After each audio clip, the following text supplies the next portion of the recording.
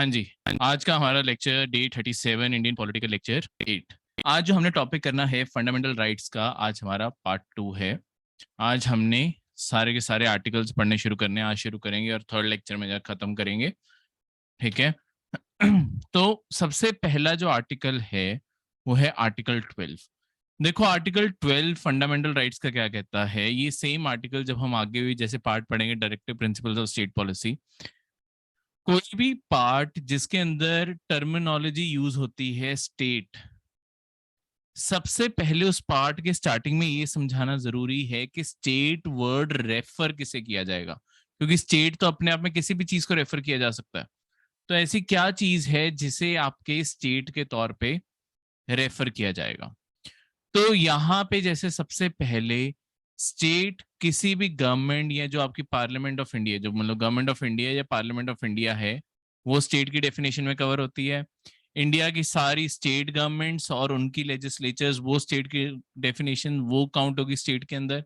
फिर सारी local bodies जैसे आपकी पंचायत होगी, म्यूनिसिपैलिटी होगी, म्यूनिसिपल कॉर्पोरेशन होगी, कोई और डिपार्टमेंट हो गया, ठीक है, अदर अथॉरिटीज जो पूरे इंडिया में काम कर रही हैं, या कोई भी ऐसी अथॉरिटी जो गवर्नमेंट ऑफ इंडिया के कंट्रोल में है।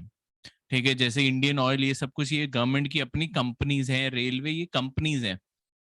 तो बेसिकली इनके ऊपर भी क्योंकि गवर्नमेंट का कंट्रोल है, इस कारण ये भी कहीं ना कहीं स्टेट की टर्मिनोलॉजी में आ जाती हैं जब भी इनके रिगार्डिंग बात होगी। ठीक है।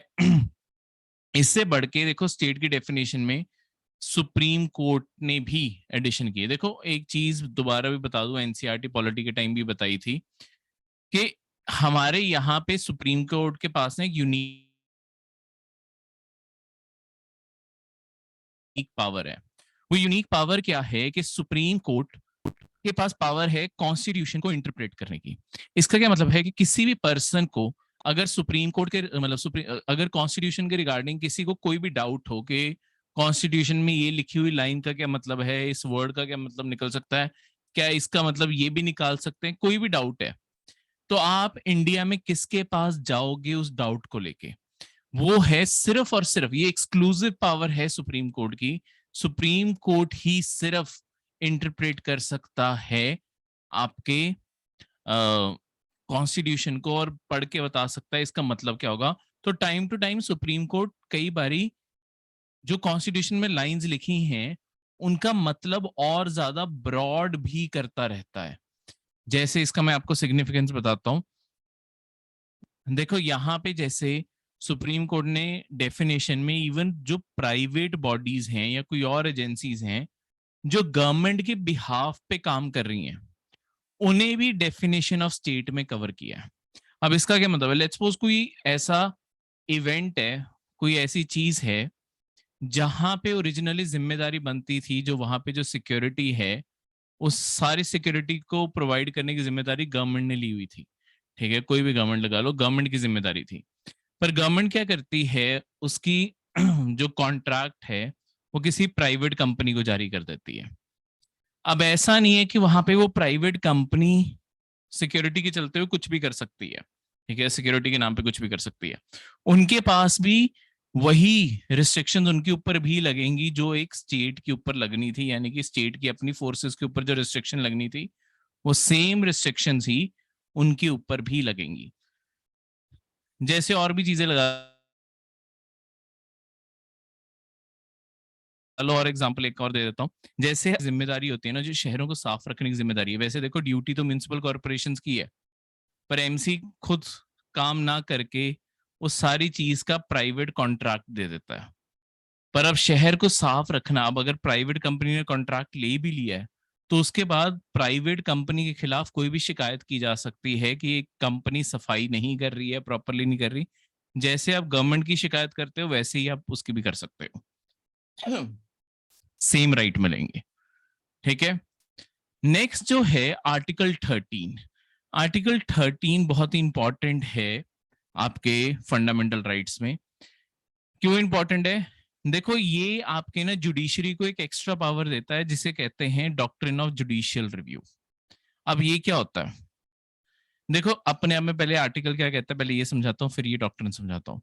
ये आर्टिकल ये कहता है कि अगर कोई भी ऐसा कानून बनाया जाता है, कोई भी कानून बनाया जाता है स्टेट के द्वारा, स्टेट में आपकी पार्लियामेंट भी आ गई, आपके स्टेट लेजिस्लेचर्स भी आ गई, इवन गवर्नमेंट के कोई और रूल्स रेगुलेशंस नोटिफिकेशन सब कुछ इसमें आ जाता है। अगर कोई भी लॉ बनाया गया है जो पार्ट 3 ऑफ द कॉन्स्टिट्यूशन के खिलाफ है, यानी कि फंडामेंटल राइट को, लेट्स वो सरकार ने कोई ना कोई रूल बनाया, कोई नोटिफिकेशन जारी कर दी, वो जो नोटिफिकेशन थी वो लोगों का फंडामेंटल राइट वायलेट कर रही है, तो आप डायरेक्टली कोर्ट जा सकते हो और कोर्ट जो है वो जो लॉ बनाया गया था उसे इनकंसिस्टेंट डिक्लेयर कर देगा, ठीक है, कि ये फंडामेंटल राइट्स का जो पार्ट 3 मतलब कॉन्स्टिट्यूशन में है इसके खिलाफ है, इस कारण इसे नल और वॉइड डिक्लेयर किया जाता है, यानी कि उस कानून को कैंसिल करने की पावर रखता है आपका कोर्ट, ठीक है। तो मतलब इसके अंदर क्या पावर है कि अगर कोई भी ऐसा कानून बनता है जो आपके फंडामेंटल राइट्स के खिलाफ है, आप उसके खिलाफ कोर्ट जा सकते हो और कोर्ट डायरेक्टली इस ग्राउंड्स के ऊपर कि हाँ ये कानून फंडामेंटल राइट्स के खिलाफ बनाया गया है या किसी के फंडामेंटल राइट्स को वायलेट कर रहा है, इस कारण इस कानून को ही खर्च किया जाता है, खत्म किया जाता है, खारिज किया जाता है, खर्च नहीं सॉरी खारिज किया जाता है। तो वो सारी पावर इससे आती है।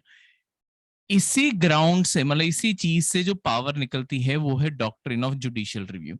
जुडिशियल रिव्यू का मतलब क्या होता है, ठीक है, अभी ध्यान से समझना, क्योंकि जब हम जुडिशरी का चैप्टर पढ़ेंगे तब हम जुडिशियल रिव्यू से जुडिशियल एक्टिविज्म कैसे बन जाता है इस चीज का फर्क भी पढ़ेंगे। देखो जुडिशियल रिव्यू क्या होता है अपने आप में।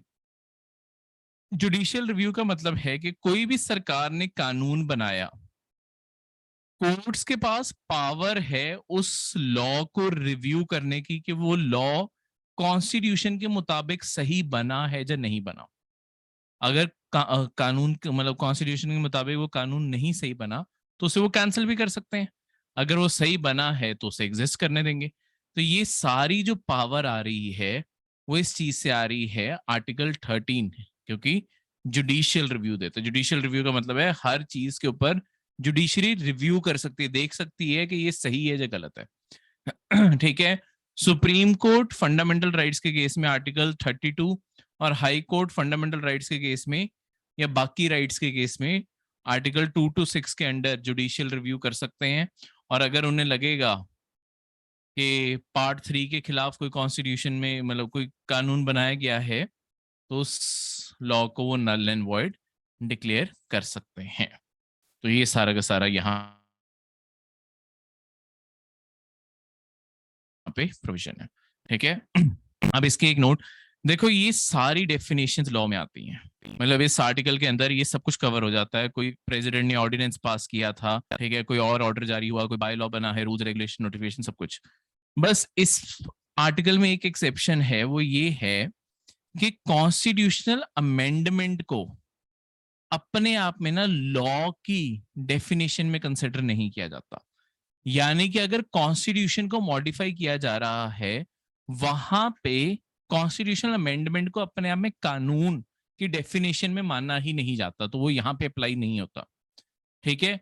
उसके लिए अलग से मतलब केशव नंदा भारती केस जब हुआ था तब सुप्रीम कोर्ट ने पर एक अलग से टर्मिनोलॉजी मतलब एक अलग डेफिनेशन दे दी कि अगर कॉन्स्टिट्यूशनल अमेंडमेंट भी आपका फंडामेंटल राइट्स को वायलेट करता है उससे भी चैलेंज किया जा सकता है।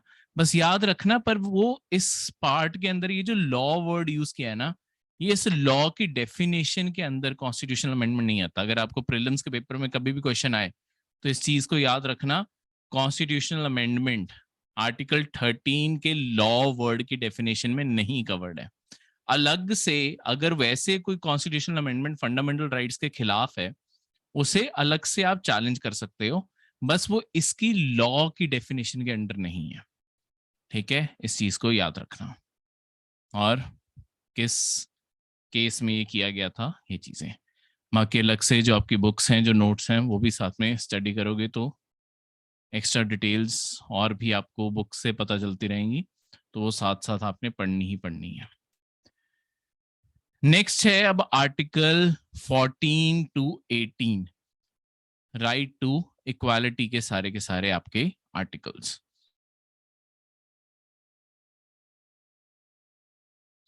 ठीक है, सबसे पहले जो है इक्वालिटी बिफोर लॉ और इक्वल प्रोटेक्शन ऑफ लॉ, ये दो चीजें देता है।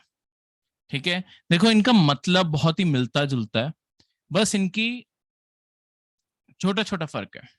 ठीक है, वो क्या फर्क है वो मैं आपको बताता हूँ। इक्वालिटी बिफोर द लॉ, पहली बात तो इनके ओरिजिन में फर्क देखे। देखो इक्वालिटी बिफोर द लॉ जो अपने आप में वर्ड है, ये एक नेगेटिव कंसेप्ट है। नेगेटिव क्यों है वो मैं अभी आपको समझाऊंगा। ये ब्रिटिश लॉज से हमने डिराइव किया है, और इक्वल प्रोटेक्शन ऑफ लॉ एक पॉजिटिव कंसेप्ट है जो हमने अमेरिका के कॉन्स्टिट्यूशन से डिराइव किया है। तो हम दोनों को हमने जोड़ के एक सिंगल आर्टिकल बना के आर्टिकल 14 में जोड़ा है। देखो ज्यादा कोई फर्क नहीं है, बस हल्की सी नेगेटिव और पॉजिटिव का फर्क है। नेगेटिव और पॉजिटिव में क्या है, देखो इक्वालिटी बिफोर लॉ का मतलब है कि जब भी किसी पर्सन को लॉ जज करेगा, ठीक है, या जब भी कोई भी लॉ अप्लाई हो रहा है, लॉ कभी भी किसी में फर्क डिस्टिंग्विश नहीं करेगा। वो अमीर है या गरीब है, किसी रिलीजन को बिलोंग करता है, ऐसी चीजों में भेदभाव नहीं करेगा। लॉ सबके ऊपर बराबर अप्लाई होगा। लेट्स सपोज कोई एक पब्लिक पार्क है, उस पब्लिक पार्क के लिए कानून बनाया गया कि ये पब्लिक पार्क रोज 5 बजे बंद हो जाएगा। तो ऐसा कानून नहीं बना सकते कि सिर्फ ये रिलीजन वाले लोगों के लिए 5 बजे बंद होगा, वो सबके लिए। या सिर्फ ऐसा है कि 5 बजे के बाद वो गरीबों को नहीं घुसने दे रहे, अमीर उसके अंदर जाई जा रहे हैं, ऐसा नहीं हो सकता। सबके लिए बराबर कानून लगेगा। अगर 5 बजे बंद हो रहा है, सबके लिए बंद हो जाएगा। अगर नहीं हो रहा तो फिर किसी के लिए नहीं होगा। ठीक है, no person is above the law, कोई भी कानून से ऊपर नहीं है और सबके ऊपर कानून बराबर लगेंगे। देखो इसके कुछ एक्सेप्शन जरूर हैं, जैसे no person is above the law के बारे में एक चीज मैं बता दूं। जो प्रेसिडेंट ऑफ इंडिया है ना, president of India her state के अंदर जो गवर्नर होते हैं, इनके लिए ना थोड़ी थोड़ी एक्सेप्शंस छोड़ी हुई हैं। जैसे प्रेसिडेंट ऑफ इंडिया और गवर्नर, इनके खिलाफ जब ये ऑफिस में है, मतलब जो भी पर्सन प्रेसिडेंट है जिस पॉइंट ऑफ टाइम पे, या किसी भी स्टेट का गवर्नर है, जब तक वो उस ऑफिस को होल्ड कर रहे हैं ना, उनके खिलाफ क्रिमिनल केसेस की सुनवाई शुरू नहीं हो सकती। सिविल केसेस की सुनवाई हो सकती है, क्रिमिनल केसेस की सुनवाई नहीं हो सकती। इन्हें अरेस्ट नहीं किया जा सकता, क्योंकि प्रेसिडेंट ऑफ इंडिया सारे इंडिया का हेड है। उस बंदे को कैसे अरेस्ट कर लोगे? पहले उसे पोस्ट से हटाओ, फिर उसे अरेस्ट करो। गवर्नर पूरी स्टेट का हेड है, उसे थोड़ी अरेस्ट कर लोगे। तो ये एक्सेप्शंस जरूर छोड़ी हुई हैं, पर बाकी ब्रॉड मामलों में जैसे ही वो अपनी पोस्ट से रिटायर हो जाएंगे, उसके बाद उनके टर्म के दौरान भी उन्होंने कोई अगर गलत किया है और उससे पहले भी कुछ गलत किया है, वो सारी चीजें उनके उनके खिलाफ केस हो सकते हैं। बस तब तक उनके खिलाफ केस शुरू नहीं होगा और सजा नहीं हो सकती उन्हें। ठीक है, ये सारी चीजों की ना उन्हें जेल हो सकती है। क्लियर है? तो ये थोड़ी एक्सेप्शंस हैं ऑब्वियसली, पर ये लिमिटेड ऑफिसेज के लिए। प्राइम मिनिस्टर के लिए भी ऐसी कोई एक्सेप्शन नहीं है, सिर्फ प्रेसिडेंट और गवर्नर्स के लिए लगती है। पॉजिटिव कंसेप्ट की अगर मैं आपको बात करूं, पॉजिटिव कंसेप्ट की अगर मैं बात करूं, ये हमने अमेरिका से डिराइव किया है। इसका क्या मतलब है? इसका मतलब है equality of treatment under equal circumstances. अब देखो ये नेगेटिव क्यों बोला गया? नेगेटिव का ये मतलब है कि जिन पैसा एक एडवांटेज ही है ना, पर एडवांटेज नहीं देनी, तो उनसे एडवांटेज छीननी जा रही है बराबर करने के लिए। पॉजिटिव कंसेप्ट ये कैसे है? इक्वल प्रोटेक्शन ऑफ लॉ ये कहता है कि जो लोग बराबर हैं उन्हें बराबर ट्रीट किया जाए। जो लोग बराबर ही नहीं है, मतलब ये एक सेक्शन हो गया, ये एक सेक्शन हो गया, इनमें अगर बराबरी नहीं है तो इन्हें बराबर ना ट्रीट किया जाए। अब इसका क्या मतलब है? सुनने में तो डिस्क्रिमिनेटरी लग रहा है, ऐसा नहीं है, बल्कि बहुत सोच समझ के ये चीज बनाई गई है। देखो एक जनरल चीज, जैसे जिस पर्सन ने मर्डर कमिट किया है, सजा सिर्फ उससे ही मिलेगी ना जिसने कमिट किया है। जो क्राइम कमिट किया है उसी पर्सन को मिलनी चाहिए ना। ऐसा तो नहीं है कि हमारी सोसाइटी में एक बंदे ने मर्डर कमिट किया, सारी सोसाइटी को सजा सुनाई जा रही है। क्यों? क्योंकि मुझे बराबरी रखनी है, इक्वालिटी रखनी है। अब यहां पे क्या हुआ, आप और मैं जो इनोसेंट सिटीजन्स हैं, हम एक साइड हो गए, हमारी इक्वल ट्रीटमेंट हो रही है कि हमें कोई सजा नहीं मिल रही। जिन्होंने मर्डर किया है वो एक साइड हो गए, उनकी इक्वल ट्रीटमेंट हो रही है क्योंकि उन्होंने मर्डर किया है, तो ऑब्वियसली सजा उन्हें मिलेगी, जेल उन्हें होगी, बंद वो होंगे। ठीक है, तो equal treatment under equal circumstance, जो जिस सर्कमस्टांस में फंसे हैं उनकी उसके मुताबिक बराबर ट्रीटमेंट हो। ठीक है, ऐसा नहीं है, लेट्स सपोज मर्डर तो चलो बड़ी चीज होगी, थोड़ा छोटा सा क्राइम लेके आते हैं। लेट्स सपोज किसी ने रेड लाइट जंप कर ली, रिस्की चीज है पर चलो, रेड लाइट जंप करने का चालान हुआ दो लोगों का, पर्सन ए और पर्सन बी। अब देखो इन दोनों के सर्कमस्टांसेस इक्वल हैं, दोनों ने रेड लाइट क्रॉस की है।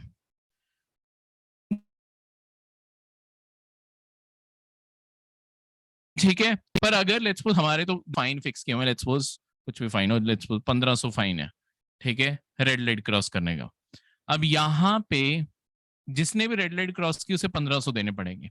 पर अगर ऐसा कानून होता कि चलो ए पर्सन जान पहचान का है, तुम 100 रुपए दे दो और इस बंदे से 1500 ले रहे हो, ये बराबरी ना होती। अब इनके सर्कमस्टांसेस बराबर हैं, दोनों ने लाइट क्रॉस की है, तो दोनों को बराबर की सजा मिलेगी, दोनों को 1500 ही भरने पड़ेंगे। ठीक है, तो ये पॉजिटिव कंसेप्ट इसी चीज का है। इसी चीज, इसी क्लॉज के अंडर आपके इंडिया में रिजर्वेशन भी आती है। ठीक है, जो रिजर्वेशन का जो ग्राउंड है एक्चुअली जहां से ओरिजिनेशन होती है वो यहीं से होती है। देखो, जो कम्युनिटीज ट्रेडिशनली बैकवर्ड या ट्रेडिशनली डिस्क्रिमिनेटेड रही हैं फैसिलिटीज में, उनके लिए सरकार कुछ एक्स्ट्रा स्टेप उठा रही है ताकि उन्हें आगे लेके आ सके। ठीक है, रिजर्वेशन में जैसे मैं लेटेस्ट क्राइटेरिया में बात करूं, मेल और फीमेल्स में अब कई जगहों पे फीमेल्स को भी रिजर्वेशन मिलती है, जैसे पंचायत में लगा लो, पंचायत में 33% रिजर्वेशन है फीमेल्स को। अब पंचायत में अगर मैं फीमेल्स को 33% रिजर्वेशन दे रहा हूं, अपने आप में बराबरी थोड़ी लग रही है कि मैं जेंडर्स में भी फर्क कर रहा हूं। पर बात क्या है, ट्रेडिशनली फीमेल जो हैं वो आपकी पॉलिटिकली नॉन एक्टिव मेंबर्स रहे, उन्हें ट्रेडिशनली पॉलिटिक्स में इन्वॉल्व भी नहीं किया जाता था। इंडिया में कितनी रानियां रही हैं जो एक्चुअली पॉलिटिक्स में इन्वॉल्व रही हैं? डायरेक्टली तो कोई भी नहीं रही। ठीक है, जहांगीर के टाइम जो नूरजहां थी उन्होंने थोड़ी बहुत ही, ऑब्वियसली कहते हैं कि वो पीछे सरकार चलाने लग गई थी जब जहांगीर बीमार हुए, पर वो डायरेक्टली तो नहीं चला पा रही थी ना। ठीक है, जैसे क्वीन एलिजाबेथ ये सब खुद कुर्सी पे बैठी हुई थी, वैसे तो नहीं आके कोई बैठ सकता था। तो ये सारी चीज है कि फीमेल्स को इंडिया के अंदर कभी वो पहले स्टेटस ही नहीं मिला। तो इक्वल ट्रीटमेंट में फीमेल फीमेल कैंडिडेट के साथ बराबरी है, मेल मेल कैंडिडेट के साथ बराबरी है, क्योंकि सर्कमस्टांसेस यहाँ पे ये हैं, यहाँ पे ये, इक्वल सर्कमस्टांसेस में जो लोग हैं उनके साथ बराबर की ट्रीटमेंट है। ठीक है, तो ये सारा का सारा यहाँ पे प्रिंसिपल है, इसे याद रखना। ठीक है, तो आर्टिकल 14 अपने आप में क्लास बेसिस पे लेजिस्लेशन करवाना मना करता है, पर इंटेलिजिबल डिफरेंशियल करने अलाउड है, मतलब वैसे तुम सेग्रीगेट नहीं कर सकते सोसाइटी को, वो मना है। पर कोई जेन्युइन ग्राउंड बनते हैं जहां पे सोसाइटी में फर्क इस्टेब्लिश कर सकते हो तुम, जैसे मेल और फीमेल में मैंने तुम्हें अभी इस्टेब्लिश करके दिखाया, ऐसे इंटेलिजिबल डिफरेंसेस तुम हमेशा कर सकते हो, ये अलाउड है आर्टिकल 14 में। ठीक है, क्लियर है? और सुप्रीम कोर्ट ने भी इस चीज को अपहेल्ड किया है कि जहां पे इक्वल्स और अनइक्वल्स को डिफरेंटली ट्रीट किया जा रहा है, मतलब जो बराबर ही नहीं है, ठीक है, जो आपस में एक साथ बराबर है और दूसरे एक साथ बराबर है पर आपस में बराबर नहीं है, वो लोगों को अगर अलग अलग ट्रीट किया जा रहा है, वहां पे आर्टिकल 14 अप्लाई नहीं होता। आर्टिकल 14 वहीं पे अप्लाई होगा जहां पे सेम लोगों में अलग अलग फर्क किया जा रहा है। ठीक है, जैसे मैंने आपको रेड लाइट चलान का बताया। नेक्स्ट है आर्टिकल 15। आर्टिकल 15 बात करता है प्रोहिबिशन ऑफ डिस्क्रिमिनेशन, क्योंकि डिस्क्रिमिनेट करना अलाउड नहीं है। ठीक है, सबसे पहला देखो, इसके अंदर दो क्लॉज हैं, क्लॉज 1 और क्लॉज 2। क्लॉज 1 कहता है कि जो आपकी स्टेट है, वही आर्टिकल 12 वाली डेफिनेशन यहाँ पे,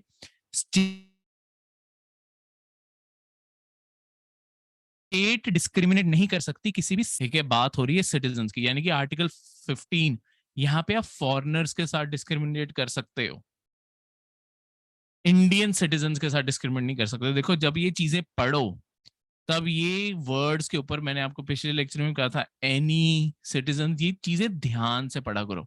जल्दबाजी कभी मत करना रीडिंग में, जल्दबाजी में बहुत सारी चीजें, ऐसी लाइनें मिस कर जाओगे जिनका बहुत बड़ा मतलब हो सकता है। और पेपर में इनडायरेक्टली लेट्स सपोज आपसे कोई चीज पूछ ली, क्योंकि डायरेक्ट लाइनें आए पेपर में जरूरी नहीं है, वो जानना चाहते हैं कि आपको क्या उस लाइन की अंडरस्टैंडिंग है या नहीं है, ठीक है। पहली बात तो क्लासेस भी इसलिए लगा रहे हो कि अंडरस्टैंडिंग बन सके, पर उसके साथ साथ अंडरस्टैंडिंग जो क्लास में बिल्ड आपकी करनी है वो ये भी है कि आप जब बुक पढ़ो, बुक भी सही तरीके से पढ़ो, नोट्स पढ़ो वो भी सही तरीके से पढ़ो, क्योंकि ऑब्वियसली वहां मैं आपके साथ बैठा नहीं हो सकता आपको बताने के लिए कि हाँ ये लाइन भी देखो, ये लाइन भी देखो, ये लाइन भी देखो। वहां तो मैं सिर्फ आपको एक पढ़ने का तरीका ये बता सकता हूँ कि हाँ ये चीजों को आइडेंटिफाई करना जरूरी है, इन चीजों को ऐसे देखो। तो यहाँ पे सिटीजन्स के लिए ये ठीक है, और यहाँ पे state shall not discriminate against any citizens on grounds only. अगला जो इंपॉर्टेंट वर्ड है वो है ओनली। ओनली का क्या मतलब है? ओनली का मतलब है जो इस आर्टिकल में आगे चीजें मेंशन्ड हैं, सिर्फ इन बेसिस पे डिस्क्रिमिनेट नहीं कर सकते, और कोई भी ग्राउंड बनता है उसके ऊपर आप डिस्क्रिमिनेट कर सकते हो। यानी कि आप लोगों में, इंडियन सिटीजन्स में, religion, race, caste, sex, place of birth के बेसिस पे फर्क नहीं कर सकते। पर इसके अलावा अगर कोई फर्क है, लेट्स सपोज डोमिसाइल का, कर सकते हो, ठीक है। जैसे कई जगहों पे आपकी कई यूनिवर्सिटीज हैं जो एडमिशन के टाइम ना डोमिसाइल कोटा देती हैं। उसका क्या मतलब है कि अगर कोई स्टूडेंट उससे पहले या तो उस जगह पे रहता है, उस स्टेट के अंदर रहता है, या यूनियन टेरिटरी में रहता है, या उनकी स्टडी एजुकेशन वहां से है, तो उन्हें अलग से कोटा मिलता है वहां पे एडमिशन का। क्यों? क्योंकि ग्राउंड थोड़ी है, प्लेस ऑफ बर्थ अलग चीज है, रेजिडेंट किसी जगह का होना या किसी जगह से एजुकेशन होना वो अलग चीज है, दोनों चीजों में अलाउड है। ये ग्राउंड्स पे आप डिस्क्रिमिनेट नहीं कर सकते। धर्म के बेसिस पे स्टेट नहीं फर्क कर सकती, रेस पे बेसिस पे नहीं, कास्ट के बेसिस पे नहीं, सेक्स जेंडर के बेसिस पे नहीं, प्लेस ऑफ बर्थ, कहां बर्थ हुआ है इसके बेसिस पे नहीं, ठीक है। पर ये जो पहला क्लॉज है ये सिर्फ स्टेट गवर्नमेंट्स के ऊपर, ये मतलब सॉरी स्टेट गवर्नमेंट कहती है, ये सिर्फ स्टेट के ऊपर अप्लाई होता है। स्टेट वर्ड जो आर्टिकल 12 में समझाया गया था वो सारी चीजों के ऊपर अप्लाई होता है। यानी कि प्राइवेट सेक्टर इन चीजों के ऊपर डिस्क्रिमिनेट करना चाहे वो कर सकता है, ठीक है। आपके बिना किसी भी कंपनी का नाम लिए, इंडिया में कुछ कंपनीज हैं जो एक्चुअली कुछ स्पेसिफिक रिलीजन के लोगों को ही हायर करती हैं और किसी को हायर नहीं करती, ठीक है। इंडिया में मतलब बड़ी कुछ बड़ी भी हैं, ठीक है, पर वो बहुत ही मल्टी डाइवर्स नहीं है। तो जिन्होंने बस कभी उनका नाम सुना होगा तो रेयरली एक आधे प्रोडक्ट में सुना होगा, ठीक है, हर चीज में उनका वो नाम नहीं है, एक आधे छोटे छोटे कोई प्रोडक्ट है, ठीक है। हाँ, तो है ऐसी, नाम नहीं ले सकता ऑब्वियसली, सारी चीजें रिकॉर्डेड है। मैं अपने खिलाफ कोई मतलब मैं उन्हें एक्यूज नहीं कर रहा हूँ, पर अगलों की कोई ना कोई पॉलिसी होगी, कुछ है, ठीक है, ऐसी इंस्टीट्यूशंस जो कर रहे हैं ऐसे, मतलब कंपनीज हैं कुछ ऐसे कर रही हैं जो। इसके अलावा सेकंड, चलो पॉजिटिव एग्जांपल भी लेता हूँ। देखो कई ऐसी कंपनीज भी हो सकती हैं जो सिर्फ फीमेल वर्कर्स को हायर करती हों ताकि फीमेल की एम्पावरमेंट की जा सके, ठीक है। अगर नेगेटिव एग्जांपल दिए, पॉजिटिव भी दूं, तो पॉजिटिव में ये भी हो सकता है कि उन्हें लगता हो कि रूरल एरियाज में सिर्फ फीमेल्स को हायर करते हैं, क्योंकि अगर मेल लेट्स सपोज खेती बाड़ी ये सारे कामों पे भी जाते हैं, फीमेल्स घर पे बैठ के या कहीं पे ये काम कर सकती हैं, तो वो शायद उनकी पॉलिसी हो कि सिर्फ फीमेल कैंडिडेट्स को हायर करना। तो ये भी अपने आप में अलाउड है प्राइवेट कंपनीज को, सिर्फ स्टेट की डेफिनेशन में नहीं कर सकते ये फर्क। अब इससे आगे सेकंड क्लॉज प्राइवेट के ऊपर भी अप्लाई होता है और स्टेट के ऊपर, प्राइवेट इंडिविजुअल आप और मेरे ऊपर भी अप्लाई होता है और बाकी सबके ऊपर। ये कहता है कि इंडिया के किसी भी सिटीजन को आप इन ग्राउंड्स के ऊपर, यानी कि religion, race, caste, sex, place of birth, इन बेसिस पे रिस्ट्रिक्ट नहीं कर सकते शॉप्स एक्सेस करने में, पब्लिक रेस्टोरेंट्स जाने में से, होटल जाने में, पब्लिक एंटरटेनमेंट की जगह जाने से, कोई वेल जो पानी की जगह है, टैंक्स, जो बादिंग घाट है आपके, roads, place of public resorts, जो भी आपके स्टेट फंड से खासकर मेंटेन किए जा रहे हैं। ठीक है, इसका यही एग्जांपल लगाते हैं। लेट्स सपोज कोई भी दुकान जो है ना, दुकान अपने, कोई भी दुकानदार है वो इस चीज में फर्क नहीं कर सकता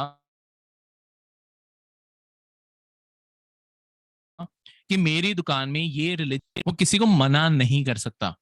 ये फंडामेंटल राइट है दूसरे इंसान का कि मैं इस दुकान में जाना चाहता हूं, जा सकता हूं। पर किसी और बेसिस पे, फिर से जो इंपॉर्टेंट वर्ड है वो है ओनली। अक्सर आप दुकानों के बाहर या होटल्स के बाहर, रेस्टोरेंट्स के बाहर ना एक हमेशा बोर्ड लगा हुआ देखोगे, राइट ऑफ एडमिशन रिजर्व्ड।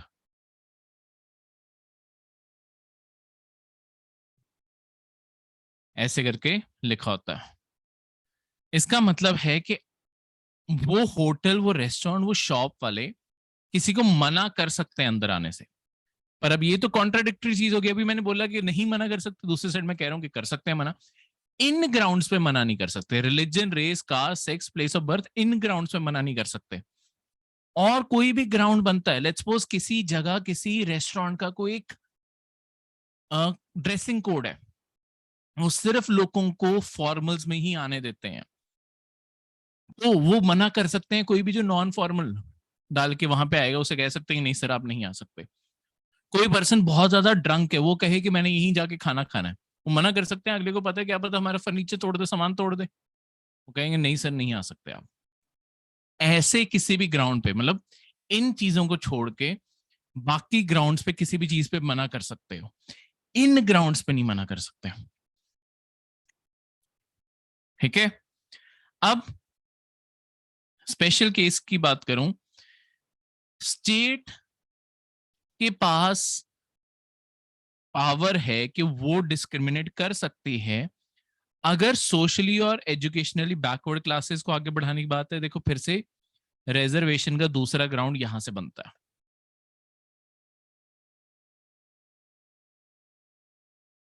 और अगर वुमेन और चिल्ड्रन के लिए कोई स्पेशल प्रोविजंस बनानी है, देखो लेट्स सपोज जैसे सेक्स जेंडर की बात करूं मैं, अब वॉर छिड़ जाती है, वॉर छिड़ जाती है और गवर्नमेंट अपने सिटीजन्स को चाहती है कि कंपलसरी रिक्रूटमेंट हो, कि सबको बुला लिया जाए, जैसे रशिया ने की थी। ठीक है, कि अपने 3 लाख सिटीजन्स को बोला कि एनरोल करो, मतलब उन्हें एक्टिव मिलिट्री ड्यूटी पे बुलाया जाएगा। अब ऐसे मामलों में एक साइड पे तुम कह सकते हो कि देखो अब स्टेट डिस्क्रिमिनेट नहीं कर सकती, वुमेन को भी बुलाओ, और यहाँ पे एज थोड़ी ग्राउंड लिखा है, बच्चों को भी शामिल करो फौज में, बच्चों को थोड़ी फौज में भेजोगे। ठीक है, तो ऐसी चीजों में स्टेट के पास पावर है कि वो एज और ऐसी सारी चीजों के अकॉर्डिंग, जेंडर के अकॉर्डिंग फर्क कर सकती है। ठीक है, ये सरकार के पास पावर है। क्लियर है? आर्टिकल 15 से ही मिलता जुलता है आर्टिकल 16। आर्टिकल 16 बस देखो ये जनरल डिस्क्रिमिनेशन की है हमारे समाज में, ये अपॉर्चुनिटी है एम्प्लॉयमेंट और ये सारी चीजों की। ठीक है, सरकार फिर से यहाँ पे डिस्क्रिमिनेट नहीं कर सकती, religion, race, caste, sex, place of birth, इन सारी चीजों में डिस्क्रिमिनेट नहीं कर सकती इंप्लॉयमेंट देते हुए।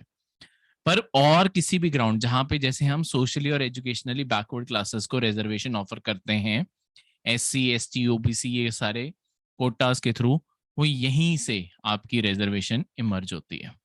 ठीक है, आर्टिकल 14, 15 और 16, ये 3 फंडामेंटल राइट्स मिलके ग्राउंड बनाते हैं इंडिया के अंदर रिजर्वेशन ऑफर करने का, कोई भी रिजर्वेशन हो। ठीक है, ये ग्राउंड्स के ऊपर रेफर होती है। ठीक है, तो यहां से वो चीज इमर्ज होती है।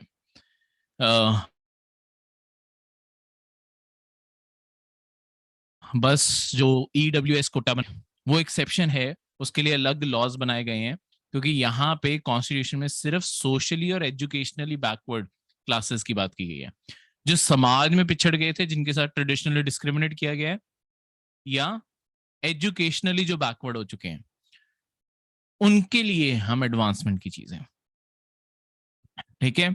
तो यहाँ पे इकोनॉमिक क्राइटेरिया नहीं है, तो इकोनॉमिक EWS जो कोटा बनाया गया है वो अलग से आपका क्रिएट किया गया, ठीक है, इस सारी चीज से अलग बनाया गया। अब यहां पे बात करूं तो यहाँ पे जो स्पेशल केस है वो ये है कि state is not prohibited special provision reservation देने के लिए या प्रमोशंस में भी। देखो जो आपकी रिजर्वेशन है, इवन प्रमोशंस में रिजर्वेशन लगती है। जब प्रमोशन होनी होती है सारे ऑफिसर्स की या किसी भी पोस्ट पे हो आप, उसके अंदर भी सेम रिजर्वेशन क्राइटेरिया लगता है कि जितनी पोस्ट चाहिए उनमें से कितने किस कैटेगरी के लोगों की प्रमोशन होंगी। बस इसमें एक चीज होता है कि जो बैकलॉग रह जाता है ना, बैकलॉग का मतलब है कि लेट्स सपोज सरकार ने रिजर्वेशन रखी थी, ठीक है, लेट्स सपोज शेड्यूल्ड ट्राइब के लोगों के लिए 10 सीटें रखी थी, पर उस साल जो सिलेक्ट हुए वो सिर्फ 3 कैंडिडेट सिलेक्ट हुए, तो यानी कि 7 सीटें तो खाली चलेगी ना। अब पहले क्या होता था, पहले ये बैकलॉग जो 7 सीटें हैं ये कैरी फॉरवर्ड कर देते थे कि अगली बार ये 7 सीटें और शेड्यूल्ड ट्राइब को मिल जाएंगी। पर इसके कारण प्रॉब्लम क्या होती है कि देखो गवर्नमेंट जो लिमिटेड सीटें निकालती है, गवर्नमेंट एक साथ सारी सीटें क्यों निकाल देती, बात ये है कि एक साथ सरकार इसलिए निकालती क्वालिटी कॉम्प्रोमाइज हो जाएगी। अगर मैं अचानक बोल लूं कि मैंने इस साल IAS 10,000 लोग रख देने, 10,000 IAS ऑफिसर्स की पोस्ट खाली पड़ी है, 10 के 10,000 रख देने, करते कराते 1 लाख तो आपकी ग्रेड ए पोस्ट निकल आएंगी। पर क्या 1 लाख इंडिया में लोग वर्थ हैं जो उस पोस्ट को साल संभाल सके? लोगों को लगता होगा सरकार को, या लोगों बाकी लोगों को नहीं लगता। इस कारण सिलेक्टेड फ्यू को हर साल सिलेक्ट करना जरूरी है। तो जितना खाली रह गया, तो सरकार ने बाद में इस चीज को मतलब खारिज कर दिया गया है कि अब बैकलॉग्स में बैकलॉग नहीं होते, बैकलॉग जनरल कैटेगरी में ही जोड़ दिया जाता है बाद में, ठीक है, क्लियर है, तो वो कैरी फॉरवर्ड नहीं होती। नेक्स्ट है आर्टिकल 17। आर्टिकल 17 जो है वो है अबॉलिशन ऑफ अनटचेबिलिटी के बारे में।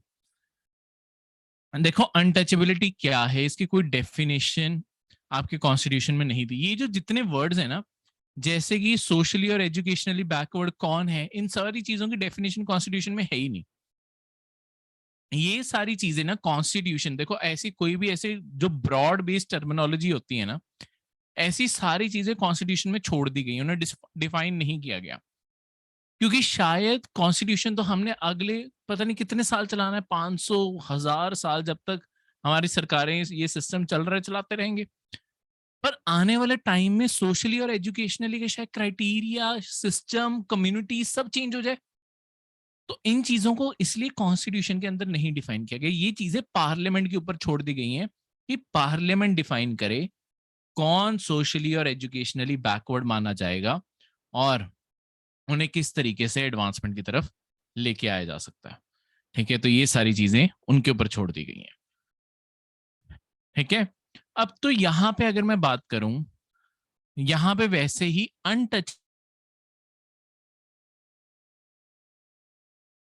की कोई डेफिनेशन नहीं दी है, मैं डिफाइन किया था सबसे पहले, उसके बाद और भी कोर्ट से डिफाइन कर चुके हैं कि इसका लिटरल और ग्रामेटिकल मीनिंग ये है जो हिस्टोरिकली प्रैक्टिस इंडिया के अंदर डेवलप हो गई थी, जहां पे बहुत सारी सोशल कम्युनिटीज को सोशल डिसेबिलिटीज फेस करनी पड़ी कि उन्हें छूत छात ये सारी प्रैक्टिसेस के थ्रू गो थ्रू होना पड़ा, और उसी के बेसिस पे उनके साथ और भी डिस्क्रिमिनेशन हुई। उन्हें मंदिर में नहीं जाने देते थे, उन्हें कहते थे अगर किसी ब्राह्मण की गली में जाना है तो हमेशा घंटी बजाते हुए जाना है, नहीं तो नहीं जाने देंगे, ठीक है।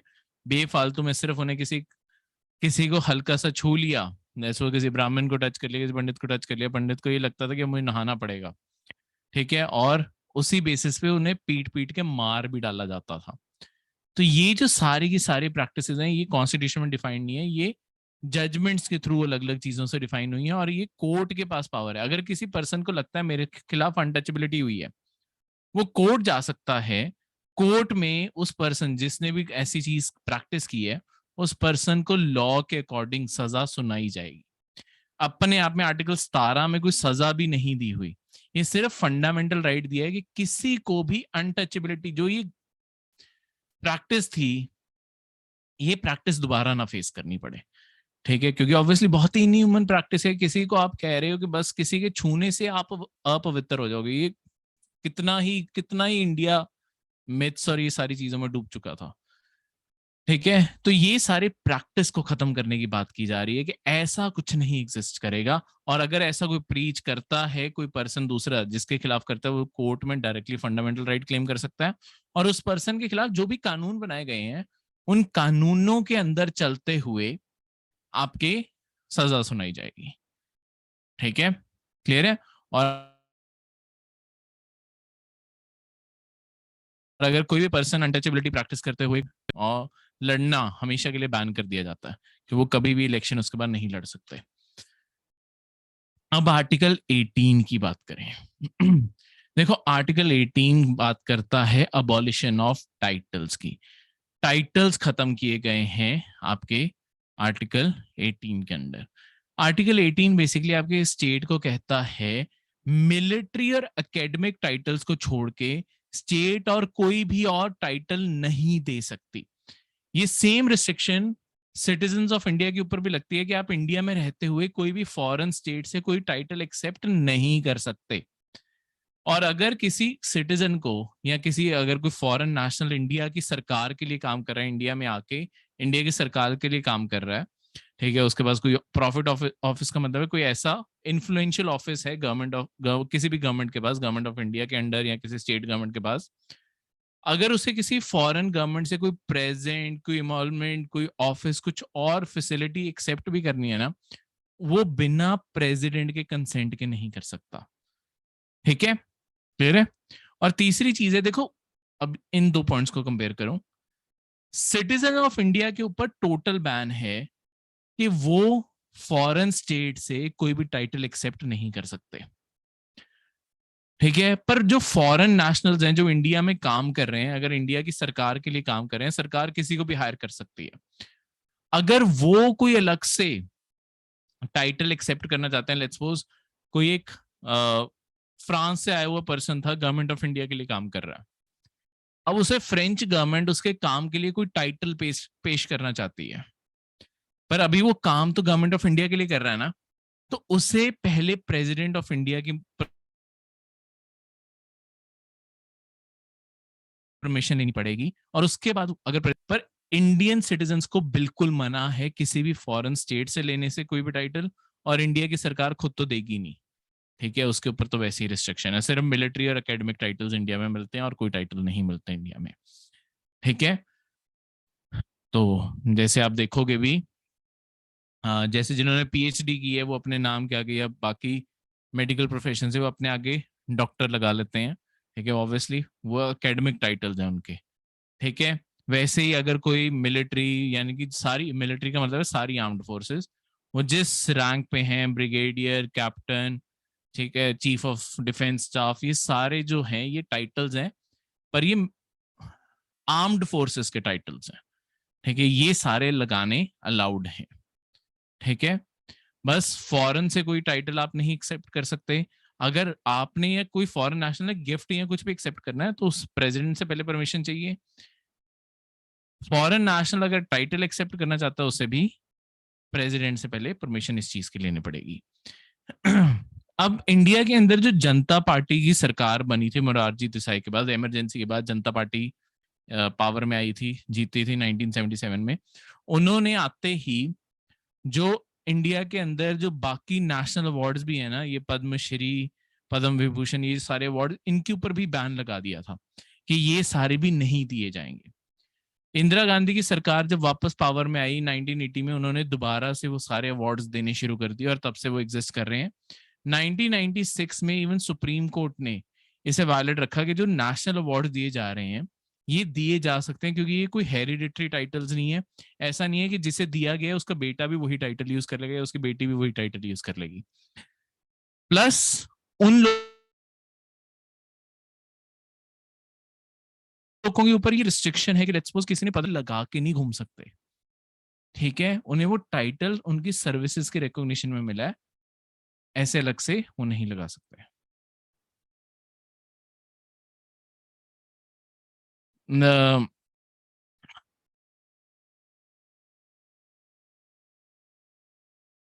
देखो जो अम्बेसडर्स होते हैं, जो एम्बेसीज के अंदर होते हैं, let's suppose ambassador of America to India, यानी कि जो इंडिया के अंदर अमेरिका की एम्बेसी है, वो इंडिया के अंदर वो एम्बेसडर रह रहा होगा, इंडिया में काम कर रहा होगा, पर वो गवर्नमेंट ऑफ इंडिया के लिए काम नहीं कर रहा, वो गवर्नमेंट ऑफ अमेरिका के लिए ही काम कर रहा है।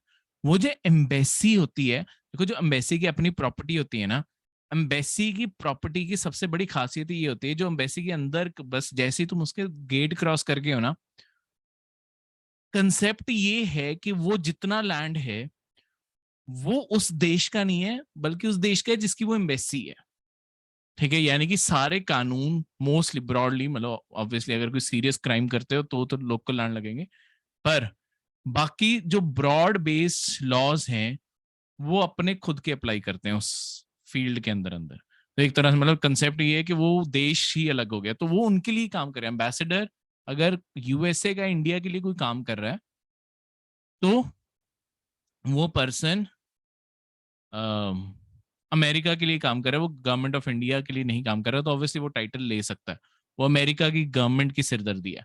हमारे दुनिया भर में जो एम्बेसडर्स, इंडिया की तरफ से जो एम्बेसडर्स हैं, वो गवर्नमेंट ऑफ इंडिया के लिए काम कर रहे हैं। उन्हें कोई भी टाइटल लेना है, टाइटल तो खैर वो ले ही नहीं सकते क्योंकि सिटीजन वो इंडिया के ही हैं, तो वो ऑब्वियसली उन्हें मना ही है। पर अगर कोई और गिफ्ट या कुछ और भी एक्सेप्ट करना है, प्रेसिडेंट ऑफ इंडिया से परमिशन लेनी जरूरी है।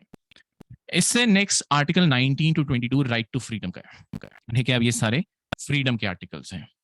आर्टिकल 19 बात करता है all citizen have the right to freedom of speech and expression. देखो आपको ये जी तक 6 राइट टोटल थे, अब 5 रह, सॉरी 7 राइट टोटल थे, अब 6 रह गए हैं, ठीक है। ये एफ के बारे में बताऊंगा, ठीक है। पहले 7 थे, अब 6 रह गए हैं। तो 6 राइट्स आपको आर्टिकल 19 के अंदर एक साथ मिलते हैं। सारे सिटीजन्स के ऊपर राइट टू स्पीच और एक्सप्रेशन है। सारे सिटीजन्स के पास आप कुछ भी एक्सप्रेस करना चाहो, बोलना चाहो, किसी भी तरीके से आप कर सकते हो, अनटिल अनलेस ऑब्वियसली कुछ रीजनेबल रिस्ट्रिक्शंस हैं, वो उसके बारे में अभी आपको बताऊंगा। आप कहीं पे भी असेंबल होना चाहते हो पीसफुली, यानी कि पीसफुली और विदाउट आर्म्स, बिना हथियारों के शांति प्रिय तौर पे किसी भी पब्लिक, ओनली पब्लिक लैंड पे अलाउड होता है, किसी पब्लिक लैंड के ऊपर इकट्ठा होना चाहते हो सकते हो। पर इसमें इस आर्टिकल को गलती से भी कंफ्यूज ना कर देना, इंडिया के अंदर राइट टू स्ट्राइक नहीं है, हड़ताल नहीं कर सकते। हड़ताल करना फंडामेंटल राइट नहीं है, लोग करते हैं ऑब्वियसली, पर वो फंडामेंटल राइट नहीं है, कोई क्लेम नहीं कर सकता, क्योंकि हड़ताल करते टाइम आप पब्लिक फैसिलिटीज को हैम्पर कर रहे हो। लेट्स सपोज रेलवे एम्प्लॉयज हैं, वो सारे के सारे अगर स्ट्राइक पे बैठ गए तो रेलवे चलनी बंद हो जाएगी। रेलवे चलने तो इनकन्वीनियंस इंडिया की गवर्नमेंट के साथ साथ इंडिया के सिटीजन्स को भी हो रहा है और इकोनॉमी का बहुत लॉस हो रहा है, तो स्ट्राइक का राइट नहीं होता किसी के पास भी, ठीक है।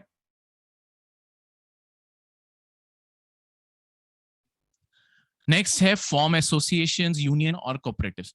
आप कोई भी एसोसिएशन बनाना चाहते हो, कोई यूनियन बनाना चाहते हो, कोई कोऑपरेटिव सोसाइटी बनाना चाहते हो। देखो कोऑपरेटिव वर्ड ओरिजिनल कॉन्स्टिट्यूशन में नहीं था, कॉन्स्टिट्यूशन के 97th अमेंडमेंट जो 2011 में की गई है, इससे ये कोऑपरेटिव वर्ड ऐड किया गया, ठीक है। तो आपके पास राइट है, आप कोई भी एसोसिएशन, यूनियन, कोऑपरेटिव सोसाइटी कुछ भी बनाना चाहते हो, आप बना सकते हो। इसी के साथ साथ आपके पास एक नेगेटिव राइट भी इसी के साथ में जुड़ता है कि आपको कोई फोर्स नहीं करेगा कोई एसोसिएशन, यूनियन या कोऑपरेटिव ज्वाइन करने के लिए। आपकी मर्जी है, आप कोई ज्वाइन करना चाहते हो या बनाना चाहते हो। कंपलसरी नहीं है कि बनाना ही बनाना है या ज्वाइन करना ही करना है। नहीं करना चाहते मत करो, वो भी राइट इसके अंदर कवर्ड है। बनाना चाहते हो बना लो, ज्वाइन करना चाहते हो कर लो, नहीं भी करना चाहते वो भी तुम्हारा हक है। तो ये नेगेटिव नेगेटिव साइड भी इसकी कवर होती है कि नहीं करना चाहते वो भी, तो कंपलसरी नहीं है कि ये करना ही पड़ेगा, ठीक है। डी जो राइट है, fourth right, move freely through out the territory of India. India की टेरिटरी में कहीं पे भी आप जा सको, ये भी आपकी आजादी है। देखो इसके अंदर कुछ रिस्ट्रिक्शंस हैं, जैसे कि जो इंडिया के अंदर प्रोस्टिट्यूशन का बिजनेस प्रैक्टिस कर रहे हैं या एड्स जिन्हें बीमारी है, ऐसे लोगों के ऊपर रिस्ट्रिक्शन लगाई जा सकती है कि आप कोई सर्टेन एरिया से बाहर नहीं जा सकते। ठीक है, क्योंकि ऑब्वियसली अगर ये कहीं पे मूव करते हैं, उनके साथ बहुत सारी डिजीजेस हैं जो मूव कर सकती हैं। इस कारण इनके ऊपर रिस्ट्रिक्शन लगाई जा सकती है कि जिस एरिया में हैं वो वहीं पर रहें। ठीक है, नहीं तो बीमारियां भी जगह जगह फैल सकती हैं और ज्यादा स्प्रेड हो सकती हैं। ठीक है, क्या पता जहां पे बंदा शिफ्ट हो वहां जाके कोई अल्टीमेटम ही ना दे लोगों को कि मुझे ऐसी कोई बीमारी है, और वहां पे और लोगों को भी वो फैलाना शुरू कर दे। इस कारण ये रिस्ट्रिक्शन लगाई जा सकती है। अगला फिफ्थ आपका, किसी भी इंडिया के पार्ट में रिसाइड और सेटल होना, ये भी आपका फंडामेंटल राइट है। ठीक है, ये डी और ई, सॉरी, ये डी और ई के साथ आपकी एक और चीज भी है। देखो यहाँ पे रिस्ट्रिक्शन शेड्यूल्ड ट्राइब्स के इंटरेस्ट को प्रोटेक्ट करने के लिए, यानी कि फ्रीली मूव करना और कहीं पे भी सेटल होना, इन दोनों के ऊपर रोक इसलिए भी लगाई जा सकती है कि जो आपके इंडिया के अंदर जो आदिवासी हैं, जो शेड्यूल्ड ट्राइब्स हैं, उनके अपने इंटरेस्ट बचे रहें। देखो जैसे नॉर्थ ईस्ट में ना कई एरियाज में आपके इनर लाइन परमिट लगता है। अब ये जो इनर लाइन परमिट है, इससे क्या होता है कि देखो इन एरियाज के अंदर एज सिटीजन ऑफ इंडिया, देखो इनर लाइन परमिट फॉरेनर्स को नहीं लेना पड़ता, ये सिर्फ सिटीजन ऑफ इंडिया को लेना पड़ता है। क्योंकि एक चीज क्लियर है कि अगर वहां पे जाके कोई सेटल डाउन होने वाला है या लॉन्ग टर्म हो सकता है, वो सिटीजन ही हो सकते हैं, फॉरेनर्स नहीं हो सकते। तो अगर कोई सिटीजन वहां पे जाना चाहता है ऐसे एरियाज में, उसे पहले इनर लाइन परमिट, एक परमिट लेना पड़ता है, परमिशन लेनी पड़ती है। उसके अंदर डेट टाइम लिखा होता है कि कितने बजे किस डेट से लेके कितने बजे किस डेट तक आप उस एरिया के अंदर रह सकते हो, उससे ज्यादा नहीं रह सकते, फिर आप इलीगली वहां पे रह रहे हो और आपको जेल हो सकती है।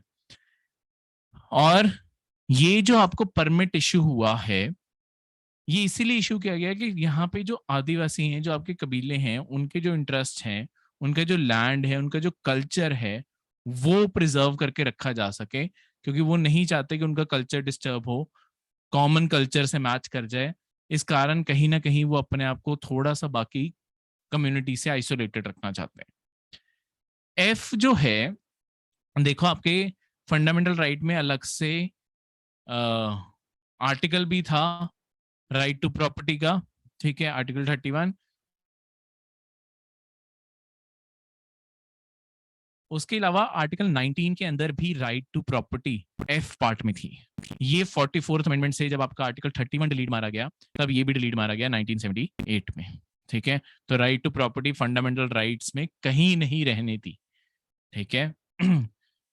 नेक्स्ट जो जी है, प्रैक्टिस एनी प्रोफेशन, आप कोई भी काम, प्रोफेशन, कोई भी प्रोफेशन करना चाहते हो, कोई भी ऑक्यूपेशन, कोई ट्रेड बिजनेस करना चाहते हो, आपके पास राइट है सब करने का। पर इसका मतलब ये नहीं है कि आप कोई भी बिजनेस कर सकते हो।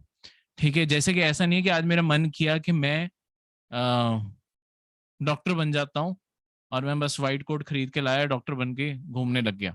ऐसा नहीं हो सकता, ऑब्वियसली इतने सालों की पढ़ाई, रिसर्च, सब कुछ चाहिए, फिर ही आप डॉक्टर बन सकते हो, स्पेशलाइज प्रोफेशन है। तो स्टेट हमेशा ऐसे चीजों के ऊपर प्रोफेशनल और टेक्निकल क्वालिफिकेशन लगा सकती है कि जिनके पास ये क्वालिफिकेशन होगी वही ये बिजनेस कर सकते हैं, बाकी नहीं कर सकते।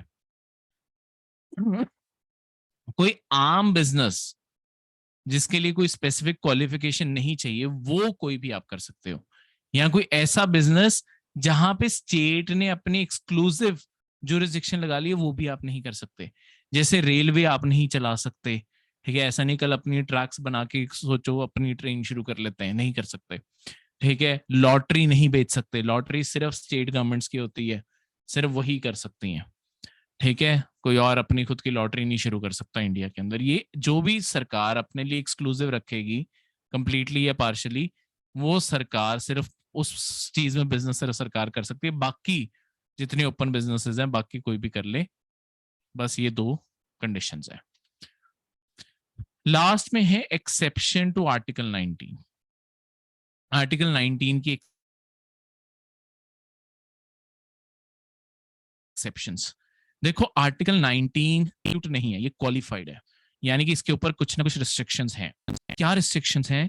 अगर आप जो भी परफॉर्म कर रहे हो, ठीक है, सॉवरेनिटी और इंटीग्रिटी ऑफ इंडिया के खिलाफ है, इंडिया की सॉवरेनिटी और इंटीग्रिटी को खतरा दे रहा है, security of the states, India की सिक्योरिटी सिचुएशन को खतरा बन रहा है, friendly relation with foreign states के साथ खतरा बन रहा है, पब्लिक ऑर्डर, हमारे यहाँ पे लॉ एंड ऑर्डर की सिचुएशन पैदा हो सकती है, ठीक है, डिसेंसी और मॉरालिटी वाली चीज नहीं है, कंटेम्प्ट ऑफ कोर्ट, कोर्ट का कोई ऑर्डर है उसके खिलाफ आप जा रहे हो, डेफामेशन, किसी को बेफालतू बिना किसी सबूत के बदनाम करने की कोशिश कर रहे हो, इंसाइटमेंट टू एन ऑफेंस, किसी को भड़का रहे हो कि कोई और आपके बिहाफ पे, मतलब किसी और को कह रहे हो कि तुम ये ऑफेंस कमिट कर दो, ऐसी सारी चीजें करने से आपको रोक सकती है स्टेट। ये सारी रीजनेबल रिस्ट्रिक्शंस हैं, लग सकती हैं, ठीक है, क्लियर है? तो ये था ये वाला लेक्चर। मिलते हैं अगले लेक्चर में जहां से आर्टिकल 20 से ऑनवर्ड शुरू करेंगे और फिर मीन्स के क्वेश्चंस करेंगे। बाद वाले आर्टिकल जल्दी हो जाते हैं, उसके बाद 2-3 जो मीन्स के क्वेश्चंस हैं वो भी वहीं पे करेंगे।